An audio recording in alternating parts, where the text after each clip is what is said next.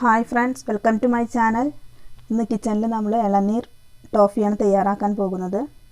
അപ്പോൾ ഇളനീർ ടോഫിക്ക് വേണ്ടത് നമ്മുടെ ഇളനീർ തന്നെയാണ്. ഇളനീരും അതുപോലെ തന്നെ നാളികേര കൊത്ത്, പിന്നെ പഞ്ചസാര, ഏലക്കായ, മിൽക്ക് മെയ്ഡ്, ഇത്രയും കാര്യങ്ങളാണ് ആവശ്യമായിട്ടുള്ളത്. പിന്നെ സാബൂനരി അഥവാ ചവ്വരി.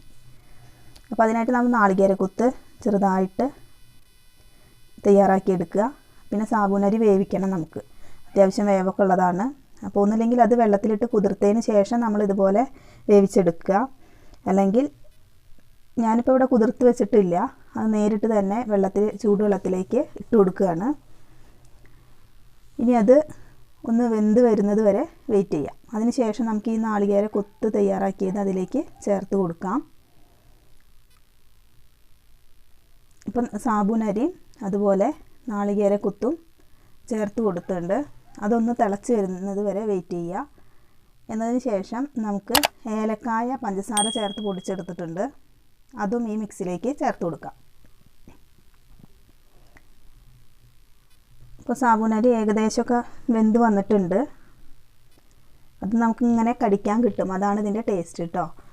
അപ്പോൾ ഇനി നമുക്ക് പഞ്ചസാര കാരമലൈസ് ചെയ്യാൻ വേണ്ടിയിട്ട് ഒരു പാൻ അടുപ്പത്ത് വയ്ക്കുക. എന്നിട്ട് ഷുഗർ ഒന്ന് നിരത്തി കൊടുക്കാം. പാനിൻ്റെ എല്ലാ ഭാഗത്തേക്കും നിരത്തി വെച്ചതിന് ശേഷം തീ ഒന്ന് ഫ്ലെയിം കൂട്ടി കൊടുത്തിട്ടുണ്ടെങ്കിൽ നമുക്ക് അത് മെൽറ്റായി കിട്ടും. പെട്ടെന്ന് തന്നെ അത് ലോ ഫ്ലെയിമിലേക്ക് മാറ്റുകയും വേണം. ഇനി തീ ഒന്ന് കുറച്ചിട്ട് വേണം നമുക്ക് മിൽക്ക് മെയ്ഡ് ചേർത്ത് കൊടുക്കാൻ. ഇനി മിൽക്ക് മെയ്ഡ് ചേർത്ത് കൊടുക്കുന്ന സമയം അത് തിക്കായി വരുന്നു എന്ന് തോന്നിക്കഴിഞ്ഞാൽ ഒന്ന് മെൽറ്റാക്കിയാൽ മതി. ലോ ഫ്ലെയിമിൽ ഒന്ന് ഉരുക്കിയെടുത്താൽ മതി. അപ്പോൾ അതെല്ലാം ലിക്വിഡ് ഫോമിലേക്ക് മാറും. ഇപ്പോൾ മിൽക്ക് മെയ്ഡ് നമുക്ക് ഇഷ്ടമുള്ള അത്രയും ചേർത്ത് കൊടുക്കാം. മധുരം എത്രയാണ് വേണ്ടത് അതിനനുസരിച്ച് ചേർത്ത് കൊടുക്കണം. നമ്മൾ ഷുഗർ ആഡ് ചെയ്തിട്ടുള്ളതാണ്. അപ്പോൾ അങ്ങനെ അതെല്ലാം ബാലൻസ് ചെയ്യുന്ന രീതിയിൽ മിൽക്ക് മെയ്ഡ് ചേർത്ത് കൊടുക്കാൻ ശ്രദ്ധിക്കുക. ഇപ്പോൾ നമ്മുടെ ആ മിക്സ് റെഡി ആയിട്ടുണ്ട്.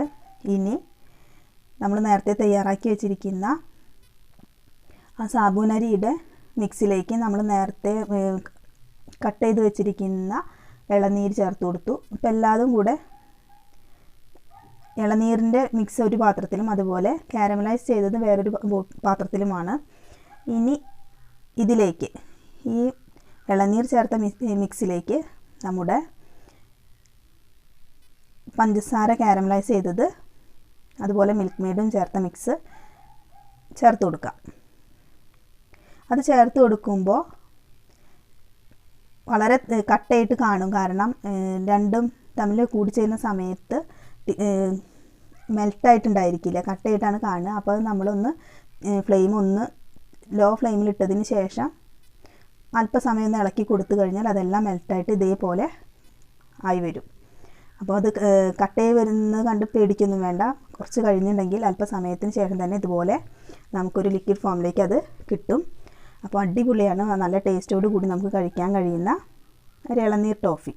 അപ്പോൾ തയ്യാറാക്കി നോക്കുക. ഇളനീരൊക്കെ കിട്ടുന്ന സമയത്ത് ഇതുപോലെയൊക്കെ തയ്യാറാക്കുക. അപ്പോൾ ഇന്നത്തെ വീഡിയോ എല്ലാവർക്കും ഇഷ്ടപ്പെട്ടു കാണുമെന്ന് വിചാരിക്കുന്നു. ഇഷ്ടപ്പെട്ടുവെങ്കിൽ ലൈക്ക് ചെയ്യുക, ഷെയർ ചെയ്യുക, സബ്സ്ക്രൈബ് ചെയ്യുക കേട്ടോ. അപ്പോൾ എന്നും മോർണിംഗിൽ 10 മണിക്ക് നമ്മളുടെ വീഡിയോ ഉണ്ടായിരിക്കും, കാണാൻ മറക്കരുത്. ഇനി അടുത്തൊരു വീഡിയോയുമായി കാണുന്നത് വരെ എല്ലാവർക്കും നന്ദി, നമസ്കാരം.